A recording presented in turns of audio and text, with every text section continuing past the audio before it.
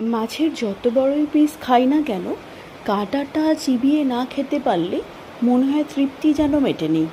সেমনি মাছের মাথাটা খেতে খুবই ভালো লাগে। মাছের মাথা দিয়ে যে কোনো সবজি বানানো হোক, যা কিছুই বানানো হয়, ঠিক যেন মনে হয় অমৃত।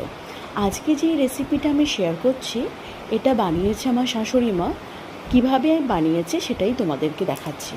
ফার্স্টে কিছু সবজি উনি কেটে নিয়েছে। সবজিটা কাটার পর মাছটা উনি ফার্স্টে ভেজে নিয়েছে। সেই ভাজার তেলের মধ্যেই দিয়ে দিয়েছে পাঁচফোড়ন আর কাঁচা লঙ্কা। তারপর সবজিগুলো দিয়ে দিয়েছে।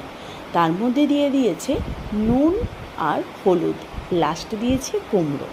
কী কী সবজি দিয়েছে? সবজিগুলোর মধ্যে বাঁধাকপি, ডাঁটা, আলু, বেগুন, এই সমস্ত সবজি ছিল, কুমড়ো ছিল। তারপর মাছের মাথা দিয়ে ঢেকে দিয়েছে। ঢাকার পর মাছের মাথাটা হয়ে গেলে সবজিটা কমপ্লিট।